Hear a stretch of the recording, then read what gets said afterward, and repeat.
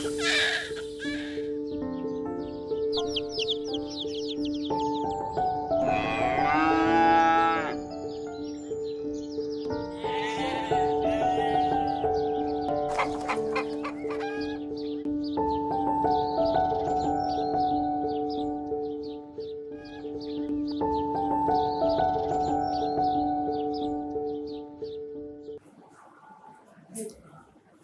புகழும் அகிலங்களையும் படைத்து பரிபாலித்து போஷிப்புணுமான ஏக இறைவனும் பரம்பொருளுமான அல்லாஹ்வுக்கு எல்லா புகழும்.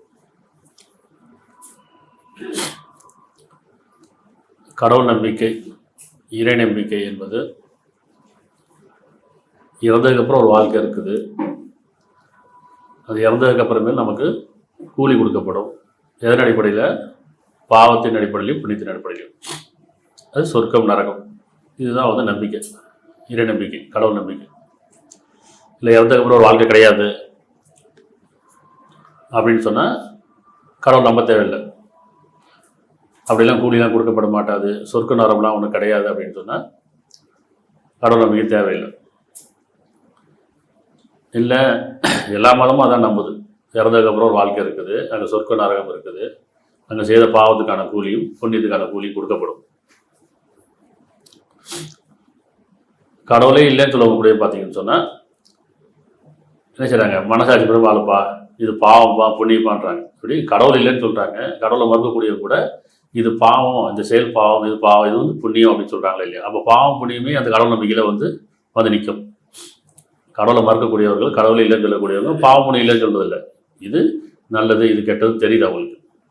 அப்போ இந்த பாவம் புண்ணியம் எங்கே இருக்குது? அந்த பாவ புண்ணியத்தின் அடிப்படையில் தான் நம்முடைய வாழ்க்கை அமைக்கப்பட்டிருக்கு. ஏன்னா உங்களில் செயலில் அழகானவர் யார், அழகை செயலோடவர் யார் அப்படிங்கிறார். அழகை செயல்னா என்ன முதல்ல?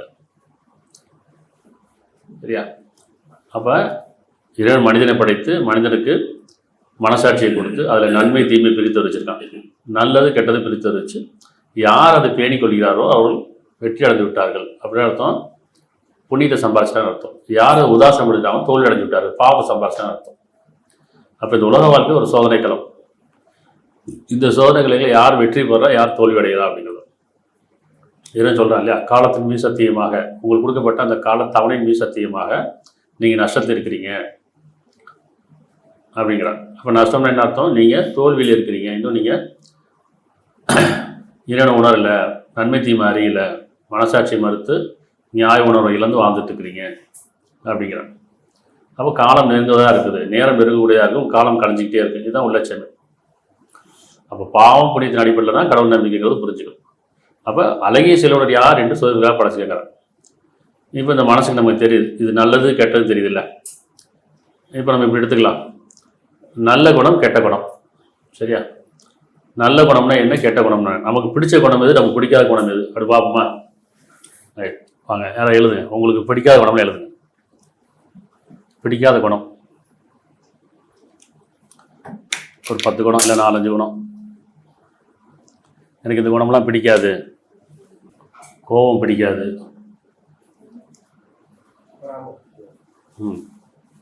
பொறாமை பிடிக்காதான், பொறாமை.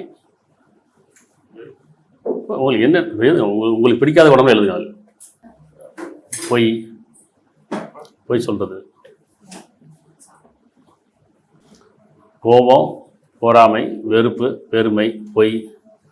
இவ்வளோதானே? பிடிக்காத குணம் நிறையா இருக்கு. சரி, ரைட்டு. வேறு யாருக்கா பிடிக்காத குணம்? எனக்கு இந்த குணம் பிடிக்காது அப்படின்னு சொல்கிறோம்ல, அந்த குணம்ல வேறு என்ன இருக்குது? நிறையா இருக்குது.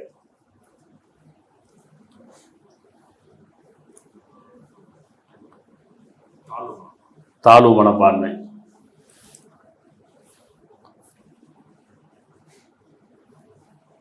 புறம் பேசுதல்.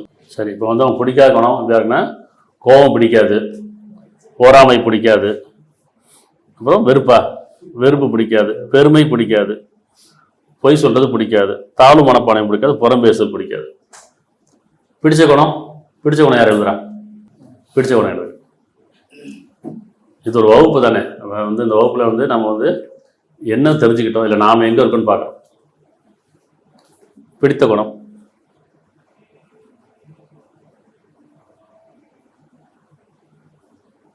பொறுமை,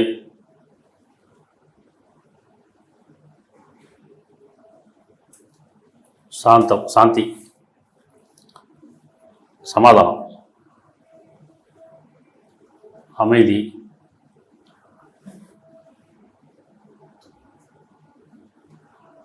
உண்மை, நியாயம். வேற பிடிச்ச குணம் இரக்கம். இரக்கம், இரக்கம், கருணை எல்லாருக்கும் பிடிச்ச குணம்.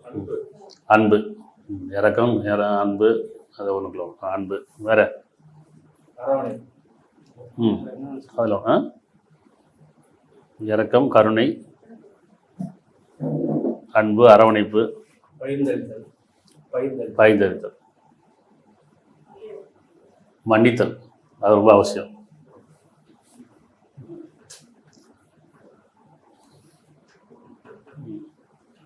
விட்டு கொடுத்தல், விட்டு கொடுக்கணும்.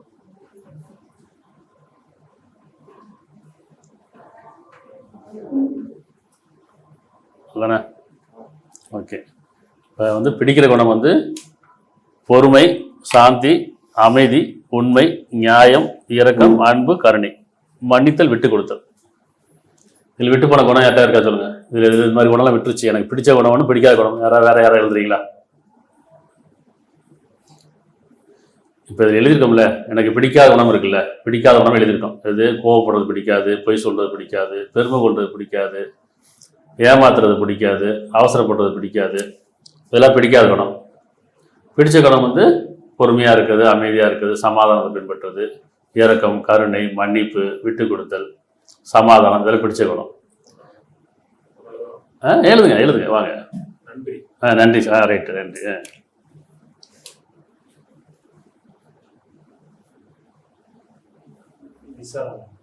விசாலம், அதாவது விசாலம், சகிப்புத்தன்மை, சகிப்புத்தன்மை எழுதுங்க.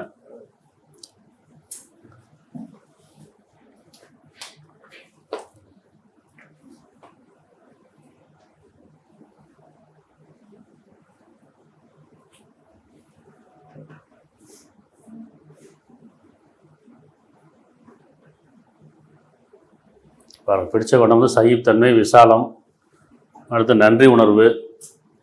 அப்போ நமக்கு நிறைய குணம் பிடிக்குது, நிறைய குணம் பிடிக்கலை. இந்த பிடிக்கலைங்கிறதுல நம்ம இருக்கிறோமா, பிடிச்ச குணத்தில் நம்ம இருக்கிறோமா, இதையும் நம்ம பார்க்கணும். இப்போ எதெல்லாம் நமக்கு பிடிக்கலையோ இதெல்லாம் மற்றவங்கள்ட்ட பிடிக்கல. மற்றவங்க கோவப்பட்டால் பிடிக்கல, மற்றவங்க பொய் சொன்னால் பிடிக்கல, மற்றவங்க ஏமாத்தினா பிடிக்கல, மற்றவங்க பெருமை கொண்டா பிடிக்க மாட்டேங்குது, மற்றவங்க என்ன சரி நயவஞ்சம் செஞ்சால் பிடிக்க மாட்டேது. இப்படிலாம் மற்றவங்கள்ட்ட பிடிக்காத குணம். இதெல்லாம் பிடிக்காத குணங்கிறது மற்றவங்கள்ட்ட பிடிக்கலைங்கிறோம், ஆனால் நம்மள்ட்ட இருக்குது. பிடிச்ச குணம்னு இருக்குல்ல, எனக்கு இதெல்லாம் பிடிக்கும். எப்படி ஒரு உண்மை பேசுறது பிடிக்கும், பணிவாக இருக்கிறது பிடிக்கும், அமைதியாக இருக்கிறது பிடிக்கும், சமாதானமாக இருக்குது, விட்டு கொடுத்தல், சகித்தன்மை, கருணை, இரக்கம், இதெல்லாம் பிடிச்ச குணம். இந்த பிடிச்ச குணம் நம்மள்ட்ட இருக்கா? அதான் நமக்கு பிடிச்ச குணம் நம்மள்ட்ட இல்லை, மற்றவங்கள்ட்ட பிடிக்காத குணம் நம்மள்ட்ட இருக்குது. இதை நம்ம புரிஞ்சுக்கணும். சரி, இந்த மாதிரி நல்ல குணம் கெட்ட குணம் இருக்குல்ல, இது எந்த மதம் சார்ந்தது சொல்ல முடியுமா? ஒரு குறிப்பிட்ட மதம், இந்த கெட்ட குணமெல்லாம் ஒரு மதம் சார்ந்தது, இப்படி இந்த நல்ல குணமெல்லாம் இன்னொரு மதம் சார்ந்தது சொல்ல முடியுமா?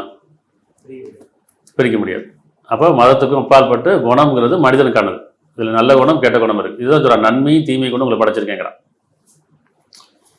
அப்போ நல்லா நிதானமாக கவனிக்கணும். எனக்கு குடும்பத்தில் கணவன் மனைவி கிடையில, பெற்றோர் பிள்ளை கிடையில, சகோதர சகோதரர் கிடையில, அல்ல சமுதாயத்தில் நட்புகளை எனக்கு பிடிக்காத குணம் இருக்குது. இவங்களெல்லாம் எனக்கு பிடிக்கல. ஏன் பிடிக்கல? அவங்கள பிடிக்கும், ஆனால் அவங்கள பிடிக்கல. எப்படி அவங்கள பிடிக்கும், அவங்க குணம் பிடிக்கல.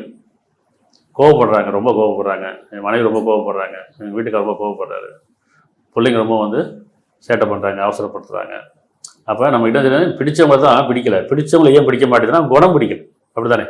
நெருக்கமானவர் தான், கணவன் மனைவி நெருக்கமான உறவு, பெற்றோர் பிள்ளைங்க நெருக்கமான உறவு, சகோதரர் நெருக்கமான உறவு, நட்பு பழகினவங்க தான் சமுதாயத்தில் எல்லாரும் பிடிக்குது.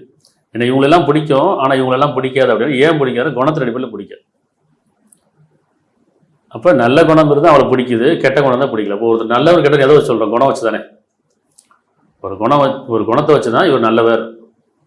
ஒருத்தருக்கு அவர் குணம் பிடிச்சிருக்கு, அவருக்கு இன்னொருத்தருக்கு அவர் குணம் பிடிக்கல. அவருக்கு அவர் நல்லவனா தெரியாது, இன்னொருத்தருக்கு கெட்டவனா தெரியாது. அப்போ அவர்கிட்ட நடந்துக்கிற முறையும் இவர்கிட்ட நடந்துக்கிற முறையும் வித்தியாசம் இருக்குது.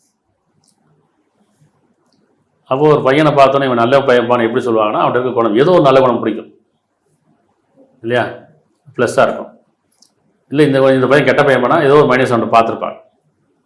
நல்ல குணமும் இருக்கும், அவங்க பார்த்துருக்க மாட்டாங்க, கெட்ட குணத்தை மட்டும் பார்த்துருப்பாங்க அந்த நேரத்தில். அதே மாதிரி நிறைய கெட்ட குணம் இருக்கும், ஏதோ ஒரு நல்ல குணத்தை பார்த்துருப்பாங்க. அப்போ என்ன செய்றாங்க, அந்த குணத்தை வச்சு தான் இவன் நல்லவன் கெட்டவன். பொண்ணு பார்க்குறாங்க, பசங்க மாப்பிள்ளை பார்க்குறான்னு வச்சுக்கலேன், நல்ல பொண்ணாக பாருன்னு சொல்லுவாங்க. எதன் அடிப்படையில்? ஒரு நல்ல பையனாக பாருங்கன்னுவாங்க. இந்த நல்ல பையனாக பாரு, நல்ல பொண்ணாக பாருன்னு அர்த்தம் நல்ல குணமுடைய பையனாக பாருங்க. அந்த குணத்தை எப்படி சொல்கிறது? நல்ல குணம்னு என்ன சொல்கிறது? இப்போ நம்ம பார்த்தோம்ல, பிடிச்ச குணம், எனக்கு பிடிச்ச குணம் இதெல்லாம் இருக்கு இல்லையா, இந்த மாதிரி குணமுடைய பொறுமை உள்ள நல்ல பையனா, உண்மை பேசக்கூடிய பையனா, அது மாதிரி நல்ல குணமுடைய. அதே மாதிரி கெட்ட குணம் வேண்டாமே, அந்த குணம் அந்த பையன் இருக்கக்கூடாது. அதே மாதிரி நல்ல பொண்ணாக பாருங்கன்னா நல்ல குணமுடைய பொண்ணாக பாருங்க. அந்த குடும்பம் நல்ல குடும்பமானு கேட்பாங்க.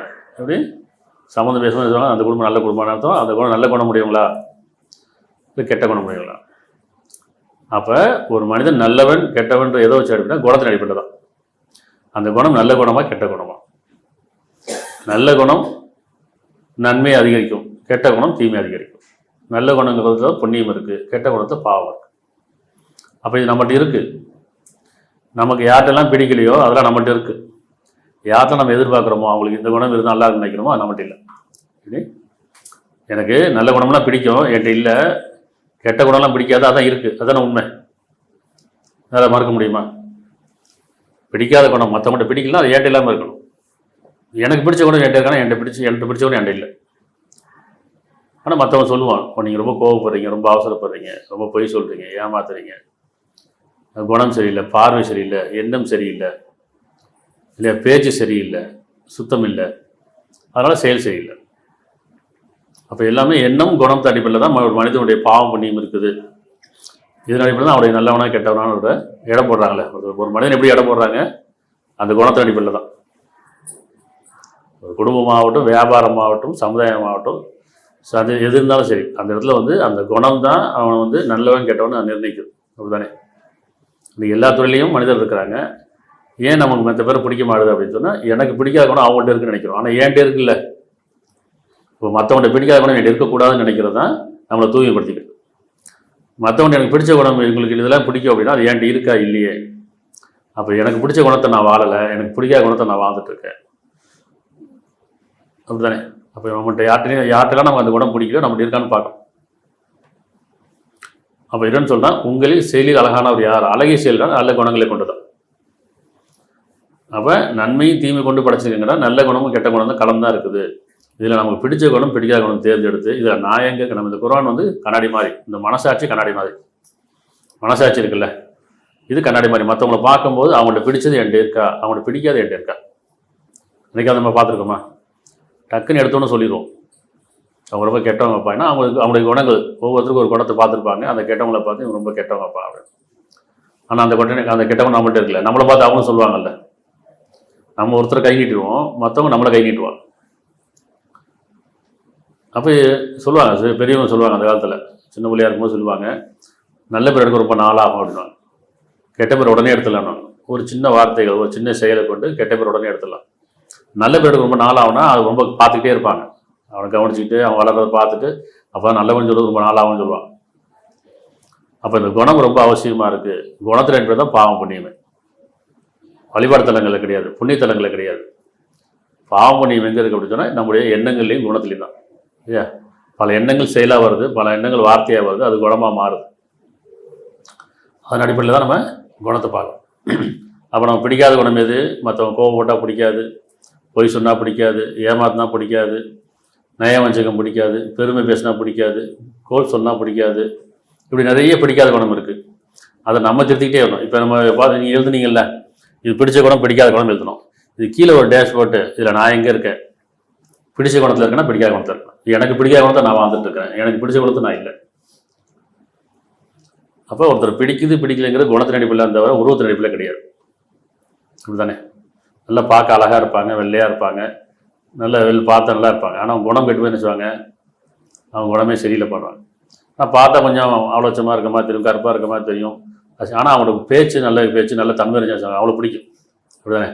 அப்போ குணத்தின் அடிப்படையில் பிடிக்குதா, உருவத்தின் அடிப்படையில் பிடிக்குதா? குணத்தின் அடிப்படையில் தான் பிடிக்கும். ஒரு ரொம்ப குணம் தான் அவசியம், அதில் தான் பாவம் புண்ணியம் இருக்குங்கிறத நம்ம பார்க்கணும். அதன் அடிப்படையில் இந்த குரான் வந்து நினைவு நல்ல விஷயமா இருக்குது. இது உங்களை பற்றி உண்மை குரு நம்முடைய பதிவேடுங்கிறார். இது இது உங்களை பற்றி உண்மை குரு நம்முடைய பதிவேடு 45-29.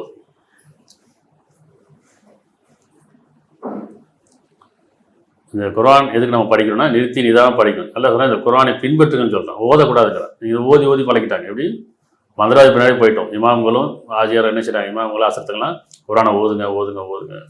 ஓதுனா புரியாது, விளங்காது, அது மந்திரம் மாதிரி. சிந்திச்சு உணருங்கிறான். நீங்கள் சிந்திக்க மாட்டீங்களா, ஆராய மாட்டீங்களா, அது பின்பற்றுங்கிற கடைபிடிக்குன்னு அர்த்தம். ப்ராக்டிக்கலாக நடைமுறையை கொண்டு வாங்கிறான். இந்த வேதம் வந்து இது நடைமுறைக்கு, வாழ்க்கைக்கு, உயிருள்ளவர்களை அச்சமுட்டி எச்சரிக்கை செய்துங்கிறான். சரியா? அப்போ இந்த குரானை ஓதக்கூடாது, உணரணும், சிந்திக்கணும். இது வந்து வாழ்க்கையில் கொண்டு வந்தோம், நடைமுறை கொண்டு வந்தோம். 45-29 இது உங்களை பற்றி உண்மை குரு நம்முடைய பதிவேடு. நிச்சயமாக நாம் நீங்கள் செய்வதை பதிவு செய்கின்றோம். இது எதன் அடிப்படையில்? குணத்தின் அடிப்படையில், செயலின் அடிப்படையில். நீங்கள் ஒவ்வொரு எண்ணமும் ஒவ்வொரு செயலும் ஒவ்வொரு வார்த்தைகளும் பதிவாக்கப்படுது. அதனால உங்களுக்கு என்ன செய்வாங்க, பதிவேடு கொடுக்கும்போது இது உங்களை பற்றியான ஃபைல், இது உங்கள் ஃபைல், இது நீங்கள் என்னெல்லாம் செஞ்சீங்கன்னா அதுக்கான எவிடன்ஸ் அப்படின்னு சொல்லி கொடுத்துருவாங்க. அப்போ இந்த வேதம் உங்களுக்கு சாட்சியாக இருக்குது, மனசாட்சி உங்களுக்கு சாட்சியாக இருக்குது. ஒவ்வொருத்தரும் மனசாட்சி இருக்குல்ல. சரி, இப்போ அதன் அடிப்படையில் நம்ம குரான் நமக்கு என்ன சொல்கிறதுன்னா, என்னன்னு சொல்கிறேன், உங்களுக்கு அல்லாஹ் நம்பிக்கையை உங்களுக்கு பிரியமுடையதை ஆக்கி, எப்படி நல்ல குணங்கள், நம்பிக்கை பிரியமுடையதை ஆக்கி உங்கள் இதயங்களில் அதை அழகாக்கி வைத்தான். இதில் 49-7 அந்த கீழ் லைனில் படிங்க. அல்லாஹ் நம்பிக்கை உங்களுக்கு பிரியமுடையதை ஆக்கி உங்கள் இருதயங்களிலும் அதனை அழகாக்கி வைத்தான். அன்றையும் நிராகரிப்பையும் பாவத்தையும் மாறுபாடு செய்வதையும் உங்களுக்கு வெறுப்பாகவும் ஆக்கியுள்ளான். இத்தேவர் தான் நேர்வை பெற்றவர்கள். நல்ல குணங்களை, நல்ல செயல்களை, நம்பிக்கையை உங்களுக்கு இதயத்தை அழகாக்கி வச்சுருக்காங்க. அதை தான் நீங்கள் விரும்புகிறீங்க. எதை வெறுக்கிறோம்? நிராகரிப்பையும் பாவத்தையும் வெறுக்கிறோம் தானே. இங்கே என்னென்ன பிரச்சனை, நம்ம எதை வெறுக்கிறோம்? மற்றவங்கள்ட்ட வெறுக்கிறோம். அது எனக்கு எந்த குணம்லாம் பிடிக்கல, அது மற்றவன்கிட்ட பார்க்குறோம், அவங்கள்ட்ட எல்லாம் பிடிக்கலன்னு நினைக்கிறோம். உங்களுக்கு பிடிக்காத குணம் உங்கள்கிட்ட இருக்குங்கிறோம். மற்றவங்கள்ட்ட நம்ம என்ன எதிர்பார்க்குறோம், அது நம்மகிட்ட இருக்கா? புரியுதா? அப்போ என்ன சொன்னா, நம்பிக்கை உங்களுக்கு பிரியமுடியதாக்கிருக்கிறான். பிரியமுடியதாக உங்களுக்கு விரும்பக்கூடியதாக இருக்குது, அதை அழகாக்கிறேங்கிறான், அது விருப்பமாக்கி வச்சிருக்கேன். ஆனால் நிராகரிப்பையும் பாவத்தையும் மாறுபாடு செய்து உங்களுக்கு வெறுப்பாக ஆக்கியிருக்கின்றான். இவர்கள் தான் மேல்வி பெற்றவர்கள். அப்போ மனிதர்கிட்ட எப்படி பேசணும் அப்படின்னா, உண்மையை பேசுங்கிறான், நியாயமாக பேசுங்க. அப்படி உண்மையை பேசுங்க, நியாயமாக பேசுங்க, பணிவாக பேசுங்க, பொறுமையாக பேசுங்க, இரக்கத்தோடு பேசுங்க, அரவணைப்போடு பேசுங்க, நல்லெண்ணத்தோடு பேசுங்க. பேச்சாதானே. ஆனால் நம்முடைய பேச்சு எப்படி இருக்குது? பிறர் மனசு காயப்படுத்துகிற மாதிரி இருக்கு. நம்முடைய பேச்சில் உண்மை இல்லை, நன்மை இல்லை, நியாயம் இல்லை, கோபம் இருக்குது, பெருமை இருக்குது, அவசரம் இருக்குது, சந்தேகம் இருக்குது, குழப்பம் இருக்குது. அப்போ அந்த பேச்சு பிடிக்க மாட்டேங்குது. 17-53 ஒவ்வொரு வசனம் படிக்கும்போது, ஒவ்வொரு ஆயத்து படிக்கும் போதெல்லாம் இதில் நான் எங்கே இருக்கேன், இது நடைமுறைப்படுத்த வேண்டிய ஆயத்து, ஓதக்கூடிய ஆயத்து கிடையாது, ஒப்புக்கக்கூடிய ஆயத்து கிடையாது, மனப்பாடம் செய்யக்கூடிய ஆயத்து கிடையாது. இது நம்ம வாழ்க்கையில் நடைமுறைப்படும். சரியா? 17-53 என் அடியாரிடம் அவர்கள் அழகியதே சொல்ல வேண்டும், பேச வேண்டும் என்று கூறுகிறார்கள். அழகானது பேசுனா எப்படி பேசுறது? இப்போ அது குரு கொடுக்க முடியுமா? எப்படி? என் அடியாரிடம் இரண்டு சொல்ற, அந்நடியார் யாரு? பயபக்தியுடையவர்கள், உள்ளச்சமுடையவர்கள், கடவுள் நம்பிக்கையுடையவர்கள். என் அடியாரிடம் அவர்கள் அழகியதையே சொல்ல வேண்டும் என்று கூறுகிறார்கள். நிச்சயமா சைத்தான் அவர்களுக்கிடையே விஷமம் செய்வான். நிச்சயமா சைத்தான் மனிதனுக்கு பயங்கரமான பகைவனாக இருக்கின்றான். புரியுதா? மனிதர்களில், கணவன் மனைவிகளில், பெற்றோர் பிள்ளைகளில், சகோதர சகோதரிகளில் விஷமம் செய்வான். இப்படி அழகானதை பேசுங்கிறான். அழகான எப்படி பேசணும்? அன்பாக பேசுறது, பொறுமையாக பேசுறது, இரக்கத்தோடு பேசுறது, பணிவோடு பேசுறது, உண்மையை பேசுறது, நியாயமாக பேசுறது, ஆறுதலாக பேசுறது, இதெல்லாம் இருக்கா? ஒரு மனிதன் அதானே விரும்புகிறோம், உறவுகளை அதானே விரும்புகிறது. கணவன் மனைவிகளை விருப்பம் எது இருக்குது? என் கணவன் என்கிட்ட அன்பாக பேசணும், அரவணைப்பாக பேசணும், அப்படி பொறுமையாக பேசணும், புரிஞ்சுக்கிட்டு பேசணும். அதே மாதிரி மனைவி அதே குணம், அதே மாதிரி பிள்ளைகள். எனவே ஒருத்தர் மொத்தம் என்ன விரும்புகிறோம்? அவங்களுடைய பேச்சு என் மனசை காயப்படுத்தக்கூடாது, அவங்களோட அன்பு இல்லை, அவங்க பேச்சில் அன்பு இல்லை, பேச்சில் கோபம் இருக்குது, அவசரம் இருக்குது, சந்தேகம் இருக்குது. அப்போ என் அடியாரிடம் அவர்கள் அழகியதையே சொல்ல வேண்டும், பேச வேண்டும். மனிதர்கிட்ட பேசும்போது சொல்லும்போது அழகானதே பேசுங்கிறான். அவங்க மனசுக்கு அமைதி தர்ற மாதிரி பேசுங்க, ஆறுதல் பேசுகிற மாதிரி பேசுங்க.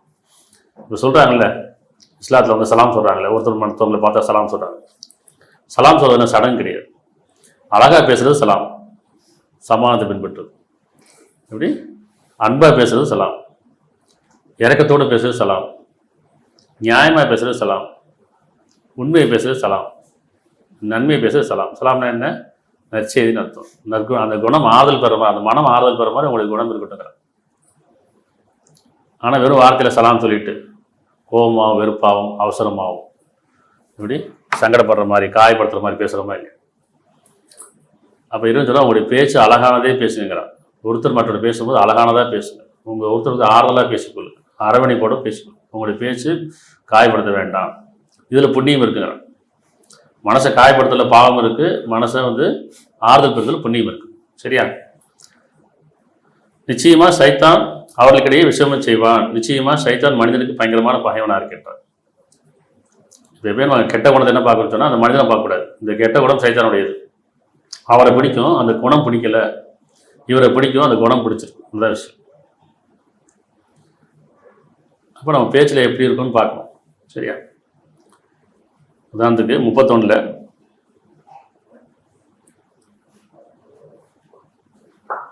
18, 19, 20, 18, 19 படி. உன் முகத்தை மனிதர்களை விட்டு திருப்பிக் கொள்ளாதே.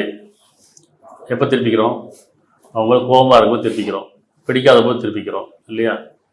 அப்போ உன் முகத்தை மனிதர்களை விட்டு திருப்பிக் கொள்ளாதே. பூமியில் பெருமையாகவும் நடக்காதே.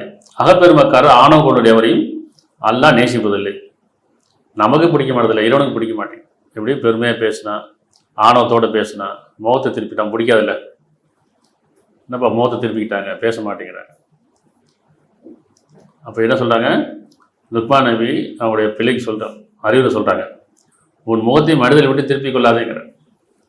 பூமி பெருமையாகவும் நடக்காது. உன் பெருமையை விட்டு பணிவோடு எறி. பெருமையில் எல்லா கெட்ட குணமும் இருக்குது. சரியா? பெருமை யாருக்கும் பிடிக்காது.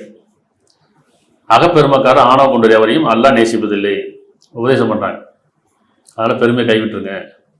அகப்பெருமை வேண்டாம், ஆணவம் வேண்டாம்.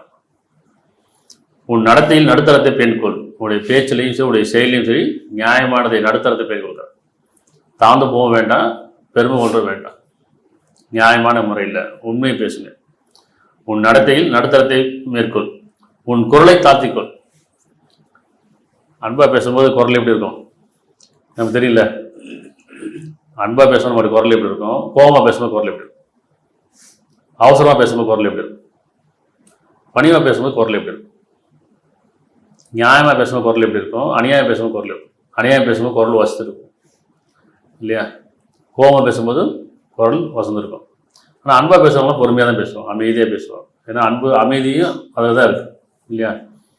அப்போ உன்னுடைய குரலை தாழ்த்தி கொள்ளுங்கிறாங்க. அப்போ குரல் எப்போ வஸ்திரம் அப்படின்னா, ஒரு பொய்யை நியாயப்படுத்தும் போது, உண்மைப்படுத்தும் போது, அந்த கோபத்தை வெளிப்படுத்தும் போது அந்த குரல் வந்து ஜாஸ்தியாக இருக்குது. அதனால் குரல் தாழ்த்தி கொள்ளுங்க. பணிவாக பேசுங்க, பொறுமையாக பேசுங்க, அமைதியாக பேசுங்க, நியாயமாக பேசுங்க, அன்போடு பேசுங்க, இரக்கத்தோடு பேசுங்க, நல்லெண்ணங்களோடு பேசுங்க. இது சலாம். அப்படிதானே? குரல் எல்லாம் வெறுக்கத்தக்கது நிச்சயமாக கழுதையின் குரலே ஆகும். சொல்லுவாங்களே, ஏன்பா கழுத மாதிரி கத்துறீங்க? கழுதை கத்துனா பிடிக்காதில்ல, கழுதை கத்திக்கிட்டே இருக்குது. அந்த மாதிரி உடைய குரல் வந்து கழுதை கத்துற மாதிரி இருக்க வேண்டாம். இதுன்னு சொல்கிறேன், உதாரணம் சொல்கிறேன்.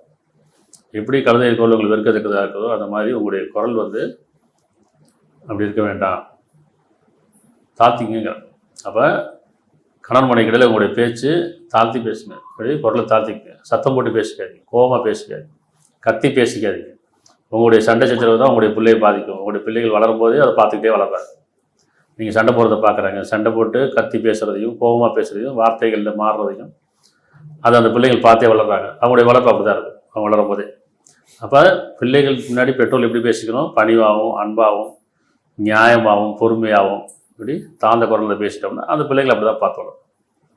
நம்ம எதை ஊட்டி வளர்க்குறோம்? அப்படி தானே, உணர்வை ஊட்டி வளர்க்கணும்ல, உணர்ச்சி ஊட்டி வளர்க்கணும். அதனால் குரல் எல்லாம் வெறுக்கத்தக்கது நிச்சயமாக கழுதையின் குரலை ஆகும். என் அருமை மகனே, இறை கட்டளை மீது நிலைத்து நிற்பாயாக. என் அருமை மகனை இறை கட்டளையுமே நிலைத்து நிற்பாயாக. இறையுடைய கட்டளை என்ன? குரலை தாழ்த்திக்கொள், பணியோடு இருங்க, உள்ளத்தோடு இருங்க, பெருமையை கைவிடுங்க, அவசரம் வேண்டாம், நிதானமாயிருங்க.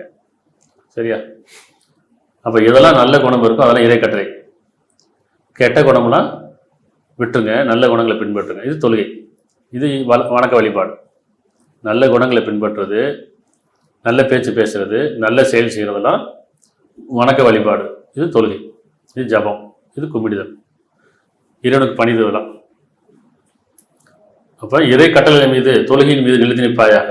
நன்மையை ஏவி தீமையை தடுப்பாயாக. நீங்கள் முன்மாதிரி இருக்கீங்கிறான். நன்மைக்கு நீங்கள் முன்மாதிரியா இருங்க, பொறுமைக்கு நீங்கள் முன்மாதிரியா இருங்க, சமாதானத்துக்கு நீங்கள் முன்மாதிரியா இருங்க. யார் முந்தி சொல்கிறாங்க? அப்போ நன்மை ஏவி தீமையை விட்டும் விலகுவாயாக. உங்களுக்கு கெட்ட குணம் நீக்குங்க. உங்களுக்கு மற்றவங்களை பிடிக்காத குணத்தை நீங்கள் விலகிக்கணும். மற்றவங்க எனக்கு பிடிக்கலை அப்படிங்கும்போது அந்த குணம் உங்கள்கிட்ட இல்லாமல் இருக்கட்டும்.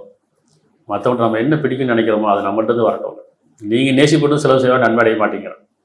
நீங்கள் எதை விரும்புகிறீங்களோ அதுலேருந்து நீங்கள் செலவு செய்யாத வரை எந்த நன்மை அடைய மாட்டீங்க. நான் மற்றவங்க நன்மை விரும்புகிறேன், ஆனால் என்கிட்ட நன்மை இல்லை. மற்றவங்க தீமை வெறுக்கிறேன், ஆனால் என்கிட்ட இது இருக்குது அப்படின்னா அது தொழுகையாகாது. சரியா? அப்போ உனக்கு ஏற்படும் கஷ்டத்தை பொறுத்து கொள்வாயாக. பொறுமை நல்ல குணம் தானே, பிடிச்ச குணம் தானே. உனக்கு ஏற்படும் கஷ்டத்தை பொறுத்து கொள்வாயாக. இப்படி மனிதர்களால் வர கஷ்டம் இருக்குது, மன கஷ்டங்கள்.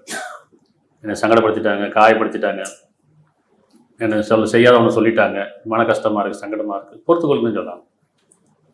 பொறுத்துக்கொள்றதும் சைத்துன்னு, பொறுத்துக்கொள்ளுங்க, சைத்துக்கொள்ளும், பலப்படுத்திக் கொள்ளுங்க, வெற்றி பெறுவீங்க. இப்போ பொறுமை ரொம்ப அவசியமாக இருக்குது. சகித்தன்மை ரொம்ப அவசியமாக இருக்குது.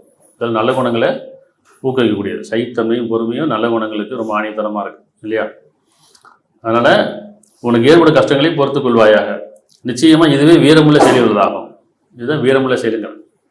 நமக்கு வீரம்னா என்ன வரும்? அவங்க கோவப்பட்டு அவங்க திருப்பி கோவப்படணும். அவங்க ஒரு வார்த்தை பேசணும், நம்ம 4 வார்த்தை பேசணும். அவங்க திட்டம் நம்ம திட்டணும், அவங்க அடித்தா நம்ம திருப்பி அடிக்கணும். பழிக்கு பழி வாங்குறது வீரம் நினச்சிட்டு. ஆனால் இறைவன் சொல்கிறான், பொறுத்து கொள்வது வீரமுள்ள செயல்களாகும், விட்டுக் கொடுக்கறதும் வீரமுள்ள செயல்களாகும், சகித்து கொள்வது வீரமுள்ள செயல்களாகும். அப்படித்தானே? எது வீரம்? இப்போ நம்ம நினைப்போம் பொறுமையாக இருந்தால் ரொம்ப கோலப்பா, என்ன சொன்னாலும் கேட்டுக்கிறாங்க. ரொம்ப சகிச்சுட்டு இருந்தால் அவன் வீணாக போனான்ப்பா, அவனை எது சொன்னாலும் செஞ்சுப்பான், அவனுக்கு அந்தளவுக்கு தைரியம் கிடையாது. அப்போ நல்ல குணங்களுக்கு தைரியம் கிடையாதுன்னு சொல்லிடுவாங்க. ஆனால் எதுவும் சொல்லிட்டு அவங்களுக்கு வீரமே எங்கே இருக்குன்னா நல்ல குணங்கள் இருக்குது, பொறுமையில் இருக்குது, சகித்தன்மை இருக்குது, விட்டு கொடுக்குற தன்மை இருக்குது. இப்போ கோவம் வரும்போது எப்படி இருக்கும்? குரல் ஜாஸ்தியாகும் போது உடம்புலாம் நடுங்கும் இல்லை, உணர்ச்சி சப்படும் போது. அப்போ உடல் பலகீனமாகவும் தெரியும், மனம் பலகீனமாகவும் தெரியும். சில நேரத்தில் கோவம் வரும்போது கத்துவாங்க, அழுவுவாங்க, எதையாச்சும் தூக்கி அடிக்கணும்னு நினைப்பாங்க. ஏன்னா அந்தளவுக்கு பலகீனம். பொறுமையாக இருக்கும், கவனிச்சுட்டே இருப்பாங்க, பொறுமையாக இருப்பாங்க, வார்த்தையை விட மாட்டாங்க, ரொம்ப கவனமாக இருப்பாங்க, அமைதியாக இருப்பாங்க, அவங்க தவறை விட நினைப்பாங்க. அப்போ பொறுமை தான் வீரமுள்ள செல்வதாகும் இல்லையா? என் அருமை மகனே, அது கடுகின் வித்து அளவே இடவுள்ளதாயினும். உங்களுடைய நன்மையோ தீமையோ அது கடுகின் வித்து அளவே உள்ளதாயினும். அது கற்பால்கள் இருந்தாலும், கற்பாறைகள் இருந்தாலும், அல்லது வானங்கள் இருந்தாலும், அல்லது பூமிகள் இருந்தாலும் அல்லாஹ் அதனை கொண்டு வருவான். நிச்சயமாக அல்லாஹ் நுண்ணறிவிக்கவன். உங்களுடைய எண்ணங்களும் உங்களுடைய பேச்சும் இப்படி அது கடுகின் வித்தலை தான் சொல்கிறான். ஏன்னா கடுகு எவ்வளோ சின்னதாக இருக்கும், அதோடைய வித்து எவ்வளோ சின்னதாக இருக்கும், அந்த அளவாக இருந்தாலும் கணக்கு கொண்டு வருவேங்கிறான். அது கற்பாறைகள் இருந்தாலும் சரி, கீழே வந்தாலும் கடுகு தெரியாது, பாறைகள் வந்தால் தெரியுமா? ஆனால் இறைவனுக்கு தெரியுங்க. அந்தளவுக்கு நம்ம கவனிச்சுட்டே வரோம். வானங்கள் இருந்தாலும் கொண்டு வருவேங்கிறான். அதனால் கவனமாக இருங்க. இப்போ நம்முடைய புண்ணியம் எங்கே இருக்குன்னா வார்த்தைகளில் தான். எல்லாமே எண்ணம், பேச்சு, செயல், இதில் தான் பாவம் புண்ணியமே இருக்கு. சரியா? 40, 34, 35. நன்மை தீமையும் சமமாக, நன்மை தீமையும் சமமாக மாட்டான். நீர் நன்மை கொண்டே தடுத்து கொள்வீராக.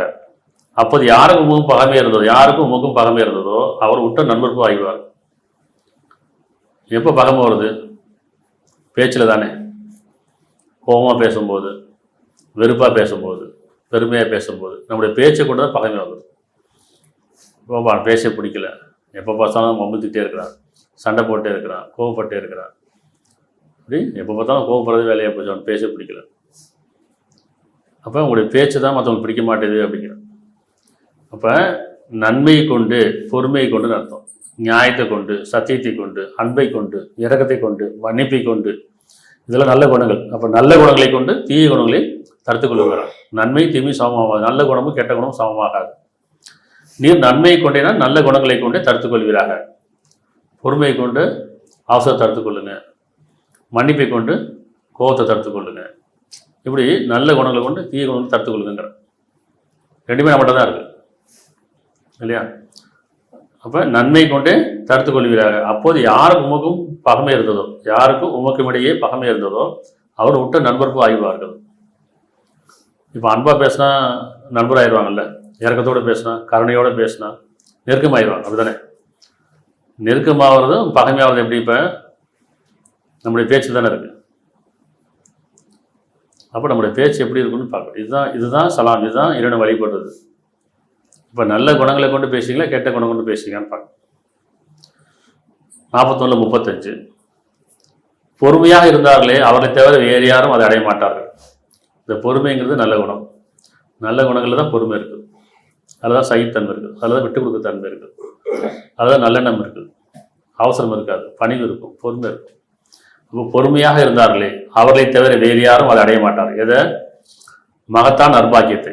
மகத்தான நற்பாக்கியம் முடியதை தவிர வேறு யாரும் அடைய மாட்டார்கள் பொறுமையில். அப்போ பொறுமையை அடையணும்னு சொன்னால் நல்ல குணம் இருக்கணும். நல்ல குணம் இருந்தால் தான் பொறுமை அடைய முடியும் இல்லையா? 3:159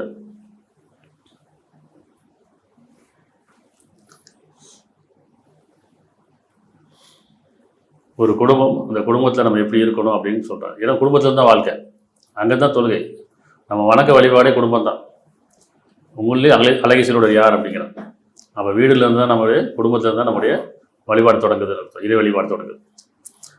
3:159 அல்லாவுடைய அருளின் காரணமாக நீ அவருடைய மென்மையாக நடந்து கொள்கிறீர். அல்லாவுடைய அருளின் காரணமாகவே, அவருடைய கருணையின் காரணமாக, இறக்கத்தின் காரணமாக அவரிடம் மென்மையாக நடந்து கொள்ளுங்கிறான். குடும்பத்தில் இருக்கவங்கள்ட்ட மென்மையாக நடந்து கொள்ளுங்கள். மென்மையான புரியுதா? வன்மையாக வேண்டாம், கோபமாக வேண்டாம், அவசரமாக வேண்டாம், பெருமையாக வேண்டாம். எத்தனை குடும்பங்களில் சங்கடப்படுறாங்க மனைவி கணவனுடைய கோபத்தினால, அவசரத்தினால. அதே மாதிரி மனைவியுடைய கோபத்தினால எத்தனை கணவனுக்கு சங்கடப்படுறாங்க. அப்போ அது நல்ல குணம் வேணும் இல்லை? அப்போ மென்மையாக நடந்து கொள்கிறீர். நீர் கடுகடுப்புடையவராகவும் கடின சித்தமுடையவராக இருந்தாலும். இது என்ன குணம்? இது கடுகடுப்புன்னு என்ன அர்த்தம்?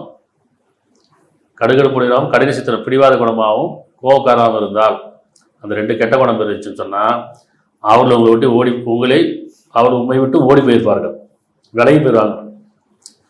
அது நடக்குது தானே? நம்மள்கிட்ட கோபமோ பிடிவாதமோ அவசரமும் இருந்தால் நம்ம குடும்பத்தில் நம்ம விட்டு விலகி போயிடுறாங்களே, நம்ம உறவு விலகி போயிருதில்ல, நம்ம நட்பு விலகி போயிருதில்ல, இல்லை அவங்கள்ட்ட தான் நம்ம விலகி போயிடுறோம்ல. நம்ம குடும்பத்தாட்ட கோபமோ பிடிவாதமோ அவசரமும் இருந்தால் நம்ம அவங்கள்ட்ட விலகிடுறோம். யாரெல்லாம் அது இருக்கும் நம்ம விலகிடுறோமா இல்லையா? வேணும்னு சொல்கிறேன், நீர் கடுகடுப்புடையவராகவும் கடின சித்தமுடையவராக இருப்பீர்களானால் அவர்கள் உண்மை விட்டும் ஓடி போயிருப்பார்கள். எனவே அவர்களை பொறுத்துக் கொள்வீராக. இப்போ நல்ல குணங்களை கொண்டு பொறுத்துக் கொள்ளுங்கள். இன்னும் அவர்களுக்காக மன்னிப்பு தேடுவீராக. தவிர சகல காரியங்களும் அவருடன் கலந்து ஆலோசனை செய்யும். பின்னர் நீ முடிவு செய்து விட்டால் அல்லாஹ் மீதே பொறுப்பேற்றுவீராக. நிச்சயமா அல்லாஹ் தன் மீது பொறுப்பேற்று நேசிக்கிறார். நல்ல குணம் தான் இங்கே. நல்ல பேர் எடுக்கிறதுக்கு நல்ல குணம் வேணும், கெட்ட பேர் எடுக்கிறதுக்கு கெட்ட குணம் வேணும். புண்ணியம் தர்றதுக்கு நல்ல குணம் வேணும், பாவம் தர்றதுக்கு கெட்ட குணம் வேணும். நமக்கு பிடிக்காத குணம் கெட்ட குணம், அது நம்மள்ட்ட இருக்குது. பிடிச்ச குணம் நல்ல குணம் நம்மள்ட்ட இல்லை. இல்லாத ஒன்று விரும்புகிறோம், இருக்கிறது வெறுக்கும். இது நம்மள்ட்ட தானே. 68:4 68:3 இன்னும் உமக்கு குறைவே இல்லாத நற்கூலி நிச்சயமா இருக்கிறது. ஏன்? நிச்சயமா நீ மகத்தான் நற்குணவினா இருக்கிறீர். குறைவே இல்லாத நற்கூலி இருக்குதுங்கிறான். எப்ப? நிச்சயமா நீர் மகத்தான நற்குணம் உடையவராக இருக்கிறீங்கிறான். இந்த மகத்தான் நற்குணம் எது? நல்ல குணம்னா நற்குணம் தானே. இப்போ நம்ம பிடிச்ச குணம்லாம் சொன்னல, நமக்கு எதெல்லாம் பிடிச்சிருக்கோ நல்ல குணம். அந்த நல்ல குணம் யார்கிட்ட இருக்குதோ அவங்க மகத்தான் நற்கூலி இருக்கிறார். அப்போ அதுக்கு ஆப்போசிட்னா யார்கிட்ட கெட்ட குணம் என்ன இருக்கும்? அப்போ வேதனை தானே இருக்கும். 2:177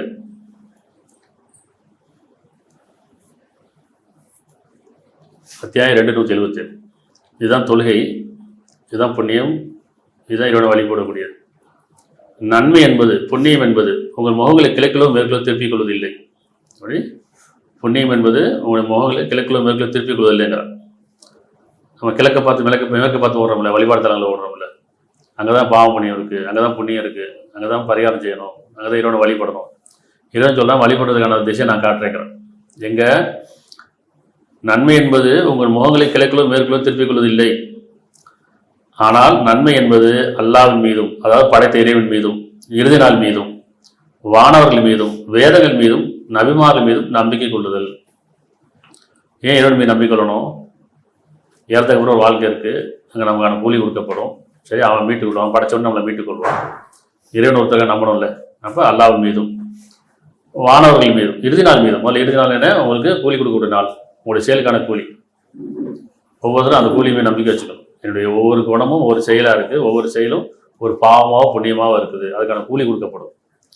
இன்னும் வானவர்கள் மீதும் வேதங்கள் மீதும், அவங்க நினைவூட்டக்கூடிய வானவர்கள் மீதும் உள்ளத்தில் நமக்கு அறிவிக்கிறாங்கல்ல, ஒவ்வொரு செயல் மீதும் இது வேண்டாம், சரி, தப்பு, யார் அறிவிக்க கூடவே இருந்து அறிவிக்கிறாங்கல்ல. இப்போ வேதம் நமக்கு என்ன செய்யுது? நல்ல குணங்களை உபதேசிக்குது.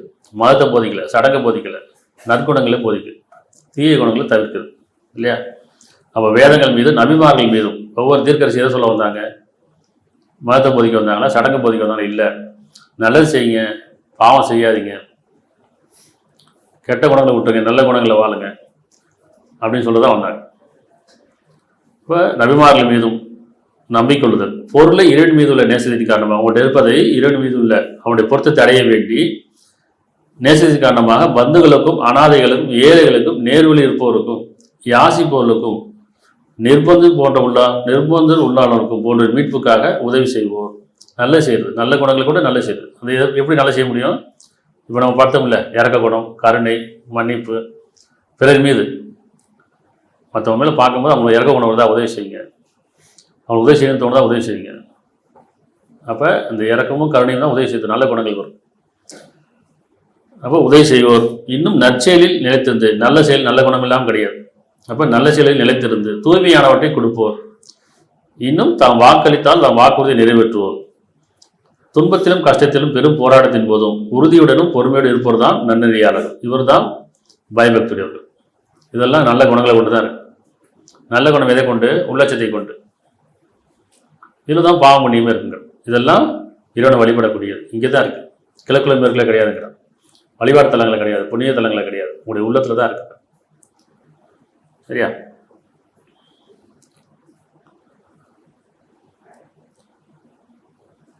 முப்பத்தி 35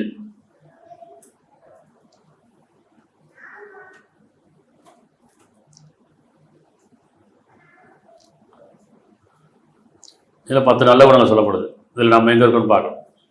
33, 35 சமாதத்தை விரும்பும் ஆண்களும் பெண்களும். சமாதன்றது நல்ல குணம், இப்படி தானே? சமாதத்துக்கு எதிராக அவங்க வாழக்கூடாது. சமாதத்தை விரும்பும் ஆண்களும் பெண்களும், நம்பிக்கொண்ட ஆண்களும் பெண்களும், வழிபடும் ஆண்களும் பெண்களும், உண்மையை பேசும் ஆண்களும் பெண்களும். உண்மை பேசுங்கிறார், போய் பேசாதீங்க, உள்ளத்தில் இருக்கிறது மட்டும் பேசுங்க.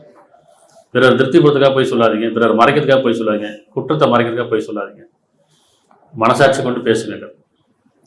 அப்போ உண்மையை பேசும் ஆண்களும் பெண்களும், பொறுமை உள்ள ஆண்களும் பெண்களும், உள்ளச்சத்தோடு இருக்கும் ஆண்களும் பெண்களும், தர்மம் செய்யும் ஆண்களும் பெண்களும், நோம்பு நோக்கும் ஆண்களும் பெண்களும், தன்மானத்தை காத்துக்கொள்ளும் ஆண்களும் பெண்களும், அல்லாவை அதிகம் தியானம் செய்யும் ஆண்களும் பெண்களும் ஆகிய இவர்களுக்கு அல்லாஹ் மன்னிப்பையும் மகத்தான நற்கொலையும் சேர்த்து செய்திருக்கின்றார்.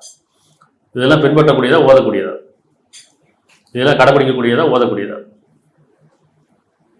அப்போ இதெல்லாம் பின்பற்றணும், இந்த குணங்கள்லாம் பின்பற்றணும். சமாதத்தை பின்பற்றுங்கிறான், உண்மை பேசுங்கிறான், பொறுமையாக இருக்கீங்கிறான் இல்லையா? இறைவன் அதிகமதியும் தியானிங்கிறான், அவரோட நன்மை அவர் தேடிக்குங்கிறான். இப்போ நல்ல குணம் நன்மையை தரும், புண்ணியத்தை தரும், கெட்ட குணம் தீமையை தரும், பாவத்தை தரும். அப்போ எல்லாமே எங்கே இருக்குது? நம்முடைய வாயில் தான் இருக்குது, நாக்கில் தான் இருக்குது. நாவடக்குன்னு சொல்லுவாங்கள்ல, அவசரப்பட்டு பேசாப்பான்வாங்க. அவசரப்பட்டு பேசும்போது கோபம், பெருமை, அவசரம், பதட்டம், பொய், புரட்டு. நிதானமாக இருக்கும் பேசும்போது. நிதானம், நான் நல்லது பேசுகிறேன்னா, உண்மையை பேசுகிறேன்னா, நியாயமாக பேசுகிறேன்னா, அப்படி நம்முடைய பேச்சு பேசும்போதே நம்ம கவனமாக இருக்கும். நிதானம், கவனம், தியானம், அப்போ தான் ஞானம் பெறப்படும். அப்போ நல்ல குணம் கெட்ட குணம் கொண்டு தான் பாவம் முடியுமே இருக்குங்கிறத நம்ம இன்றைக்கி புரிஞ்சுக்கணும். இதில் நம்ம எங்கே இருக்கோம்? நம்ம பிடிச்ச குணத்தில் இருக்கோம், பிடிக்காத குணத்தில் இருக்கிறோம். எனக்கு மற்றவங்கள்ட்ட பிடிக்காத குணம்னா என்கிட்ட இருக்குதுங்கிறத நம்ம எப்போ உணர்றோமோ அப்போ தான் நம்ம மாற்றிக்க முடியும், திருத்திக்க முடியும். எனக்கு அவங்கள்ட்ட பிடிக்கல, அந்த குணம் அவங்கள்ட்ட பிடிக்கல, அது சொல்லிகிட்டே இருக்குமா இல்லையா? நீ கோவம் போட்டால் பிடிக்க மாட்டேங்குது, நீ பெருமை கொண்டா பிடிக்க மாட்டேங்குது, உன் பேச்சு எனக்கு பிடிக்கல, பிடிக்கலைங்கிறது நமக்கு தானே, எனக்கு பிடிக்கலைங்கிறது நமக்கு தானே. இப்போ நம்மகிட்ட பிடிக்காமல் இருக்கணும்ல, அந்த குணம் இல்லாமல் இருக்கணும்ல. எனக்கு இப்படிலாம் பேசினா பிடிக்கும், நீங்கள் அன்பாக பேசினா பிடிக்கும், பொறுமையாக பேசினா பிடிக்கும், அமைதியாக பேசினா பிடிக்கும், ஆறுதலாக பேசினா பிடிக்கும். பிடிக்கிறது நமக்கு தானே. அப்போ எனக்கு எது பிடிக்குதோ அதில் நம்ம நடைமுறை கொண்டு வரணும்ல. பிடிக்காத குணத்தை நம்ம விட்டு விளைவிக்கணும். சரியா? அப்போ இறைவன் நமக்கு தான் அறிவிக்கிறான். இது பிடிக்கலாம் அறிவிக்கிறான். அந்த குணம் நமக்கானது. சரியா?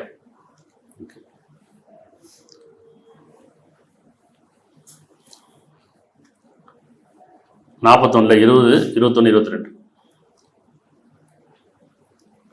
இறுதியில் அவர்கள் தவணை அடையும் போது அவர்களுக்கு எதிராக அவருடைய காதுகளும் அவருடைய கண்களும் அவருடைய தோள்களும் அவர் செய்து கொண்டே பற்றி சாட்சி கூறும். தவணை அடையும் போது உங்களுக்கு எதிராக உங்களுடைய குணங்களை கொண்டு தான். எல்லா உறுப்பும் உங்களுக்கு குணத்துக்கு எதிரானது. இப்படி கெட்ட குணத்துக்கு எதிரானது, நல்ல குணத்துக்கானது. எப்படி நம்ம நல்ல குணத்தோடு இருக்கும்போது பொறுமையாக இருக்கும்போது மனம் அமைதியாக இருக்குது, சமாதானமாக இருக்குது.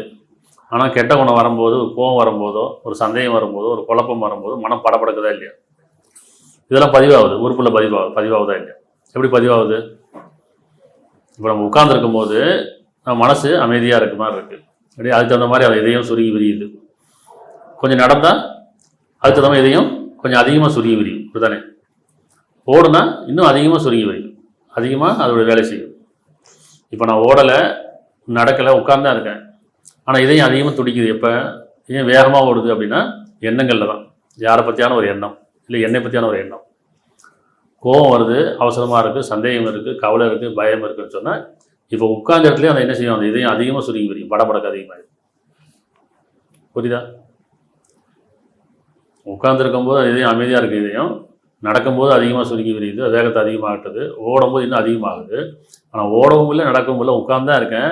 என்ன சொல்லுவாங்க, ரொம்ப அதிகம், ரொம்ப துடிப்பு அதிகமாக இருக்குது இதயத்தில்.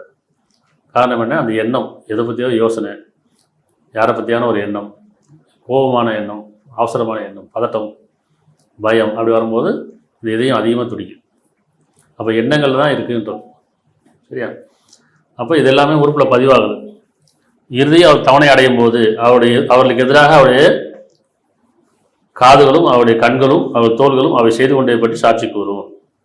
அவர்கள் தம் தோள்களை நோக்கி எங்களுக்கு எதிராக நீங்கள் ஏன் சாட்சி கூறுகிறீர்கள் என்று கேட்பார்கள். அதற்கு அவை எல்லா பொருட்களையும் எல்லா படைப்புகளையும் பேசும்படி செய்யும் அல்லாவே எங்களை பேசும்படி செய்தான். அவன்தான் உங்களை முதல் தடவை படைத்தான், பின்னர் நீங்கள் அவனிடமே கொண்டு வரப்பட்டீர்கள் என்று கூறும். உங்கள் காதுகளும் உங்கள் கண்களும் உங்கள் தோள்களும் உங்களுக்கு எதிராக சாட்சி சொல்லாதிருக்கும் போட்டு உங்களை நீங்கள் மறைத்துக் கொள்ளவில்லை. இப்படி நம்ம கண்ணுக்கு தெரியாமல் எதையும் பார்க்க முடியாது, வாய் மூட்டி எதையும் பேச முடியாது, காதை மூட்டி எதையும் கேட்க முடியாது. அப்படிதானே? கண்ணு முடியாத பார்க்க முடியுமா? காதை முடியாத கேட்க முடியுமா? வாய் முடியாத பேச முடியுமா? இல்லையே. அப்போ இதெல்லாம் நமக்கு எதிராக சாட்சி சொல்லும். அப்போ நீங்கள் பேசும்போது கவனமாக இருக்கீங்க. பேசும்போது கவனமாக பேசுங்க. நீங்கள் பிறகு செய்யக்கூடிய பாவம்லாம் பேச்சில் தான் இருக்குது. நம்முடைய பாவம் எங்கே இருக்குன்னா பிறருக்கு நம்ம பேசக்கூடிய பேச்சு, அவங்கள்ட்ட கோபமாக பேசுகிறதோ, அவசரமாக பேசுகிறதோ, குழப்பமாக பேசுகிறது, சந்தேகத்தில் பேசுகிறது, பலகீனப்படுத்துறது, காயப்படுத்துறது, நம்ம பார்த்து சம்பாதிச்சிட்டே இருக்கும். அதே நமக்கு ஆறுதலாக பேசுகிறோம், பொறுமையாக பேசுகிறோம், அமைதியாக பேசுகிறோம், நம்பிக்கையோடு பேசுகிறோம், உணர்வோடு பேசுகிறோம்னா இங்கே புண்ணியத்தை சம்பாதிக்கணும். இப்போ பாவம் புண்ணியம் நமக்குள்ளே தான் இருக்குங்கிறது புரிஞ்சுக்கணும். நமக்கு வெளியே கிடையாது. இதுக்கு பரிகாரம் நமக்குள்ளே தான் இருக்குது, இதுக்கும் வெளியே கிடையாது. நான் புண்ணியத்தை தேடி போகிறேன், பாவத்துக்கு பரிகாரம் செய்ய போகிறேன்னு சொல்லி என்ன செய்ய வழிபாடு தலங்களையும் புண்ணிய தலங்களுக்கு போகிறோம் இல்லையா? எந்த பிரயோஜனமும் கிடையாது. நம்மளை மாற்றிக்கொள்ளாத வரைக்கும், நம்மளை திருத்தி கொள்ளாத வரைக்கும். நம்ம குணங்களை மாற்றிக்கல, எண்ணங்களை மாற்றிக்கல, என் செயலை நான் திருத்திக்கல. ஆனால் நான் டெய்லி 5 வேளை தொழுவு போகிறேன், கோயிலுக்கு போகிறேன், மசூதிக்கு போகிறேன், சர்ச்சுக்கு போகிறேன், வருஷத்துக்கு வாடி புண்ணிய தலங்களுக்கு போகிறேன், எந்த பிரயோஜனமும் இல்லையே. எல்லா கெட்ட குணமும் இருக்குது, ஆனால் வழிபாடு தலம் போயிட்டுருக்கு. ஆனால் எந்த கெட்ட குணமும் இல்லை, நான் வழிபாடு தலத்துக்கு போகலை. எது இறைவனுக்கு பிடிக்குமோ பிடிக்காது. எப்படி சடங்கு பண்ணல, ஆனால் நல்ல குணம் இருக்குது. எல்லா சடங்கும் பண்ணுறேன், கெட்ட குணம் இருக்குது. நமக்கே தெரியும் தானே, என்ன பிரயோஜனப்பா அப்படின்வாங்க. அதனால் 3:30 ஒவ்வொரு இடமும் அந்த நாளில் தான் செய்த நன்மைகளும் இன்னும் தான் செய்த தீமைகளும் கொண்டு வரப்படும். நல்லது கெட்டதில் பிறகு என்ன பார்த்தது வரைக்கும் குணங்களில் தான் பார்த்தோம். அப்போ ஒவ்வொருவிடமும் அந்த நாளில் தான் செய்த நன்மைகளும் இன்னும் தான் செய்த தீமைகளும் கொண்டு வரப்பட்டதும் அவர்கள் தான் செய்த தீமைகள் தனக்கு இடையே தூரமாக இருக்க வேண்டுமே என்று விரும்புவான். இன்னும் அல்லாஹ் தன்னை பற்றி எச்சரிக்கிறான். இன்னும் அல்லாஹ் தன் அடியார்கள் மீது கருணையுடனாக இருக்கின்றான். நம்ம முதல்ல என்ன பார்த்தோம், இது உங்களை பற்றி உண்மை கூறும் நம்முடைய பதிவேடு. அப்போ அந்த நாளில் உங்களுக்கு அந்த பதிவேடு கொடுக்கும்போது தான் செய்த தீமையை கொண்டு வரப்படும்போதும் அவங்க சொல்லுவாங்க, நமக்கும் அந்த தீமைக்கு தூரமாக இருக்கணுமே அப்படின்னா அது முதல்ல கொடுக்கப்பட்ட காலங்களில் தூரமாக நம்ம இருந்திருக்கணும் இல்லையா? அந்த கெட்ட குணங்களை விட்டு விலகி இருக்கணும், நல்ல குணங்களை வாழ்ந்துருக்கணும். ஆனால் அந்த நாளில் எந்த பிரயோஜனம் கிடையாது. அந்த நாளில் உணர்வு பெறும்போது எந்த பிரயோஜனம் கிடையாது. அப்போ ஒவ்வொரு இடமும் அந்த நாளில் தான் செய்த நன்மைகளும் இன்னும் தான் செய்த தீமைகளும் கொண்டு வரப்பட்டதும் அவர்கள் தான் செய்த தீமைகளுக்கு தனக்கிடையே வெகு தூரம் இருக்க வேண்டுமே என்று விரும்புவான், ஆசை கொள்வான். இன்னும் அல்லாஹ் தன்னை பற்றி எச்சரிக்கின்றான். இன்னும் அல்லாஹ் தன் அடியார்கள் கருணையாக இருக்கின்றான். உங்களை நான் மன்னிச்சு தான் வாழ வச்சுருக்கேன், இன்னும் மன்னிக்க வேண்டி வாழ வச்சுருக்கேங்க. ஒவ்வொரு நாளும் புதிய படைப்பு. ஒவ்வொரு நாளும் ஒவ்வொரு இரவு பகல் மாறும்போதெல்லாம் நம்ம புதுசாக படைக்கப்படுறோம். ஒவ்வொரு இரவும் நமக்கு ஒரு மரணமாக இருக்குது. திருப்பி படைக்கும் போது காலை எழுப்பி விட்றான். நித்திரையில் உயிரை கைப்பற்றி கேட்குறான். யாருடைய தவணை முடிவு நிறுத்தி கொள்றேங்கிறான். இன்னும் யாருடைய தவணை முடிவு திருப்பி அனுப்புறேங்கிறான். அப்படி அனுப்பும்போது நம்ம புதுசாக ஒரு வாய்ப்பு கொடுக்கப்பட்டது. இப்போ நீங்கள் திருத்திக் கொள்ளுங்க, உங்களை மன்னிக்கிறதுக்கு குணங்களை மாற்றிக்கொள்ளுங்க. இவன் புரிஞ்ச விஷயம் என்ன அப்படின்னா, நமக்கு பிடிச்ச குணங்கள் நம்ம வாழணும், பிடிக்காத குணங்களை விளைவிக்கணும். மற்றவன்ட்ட எனக்கு பிடிக்கலைங்கிறதுல நம்மகிட்ட இல்லாமல் இருக்கணும். மற்றவன்ட்ட இதெல்லாம் நம்ம பிடிச்சிருக்கு எனக்கு விரும்புகிறோமோ அது நம்மகிட்டே இருக்கும். அப்போ குணங்களில் தான் எனக்கு பாவம் பண்ணிங்கிறத நம்ம தெளிவாக புரிஞ்சுக்கணும். அந்த குணம் தான் அது பேச்சாக மாறுது, செயலாக மாறுது. அப்படிதானே?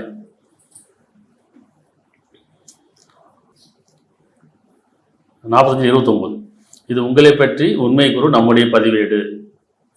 பயந்துக்கணும். அந்த பதிவேடு நம்ம கை கொடுக்க பயந்துக்கணும்.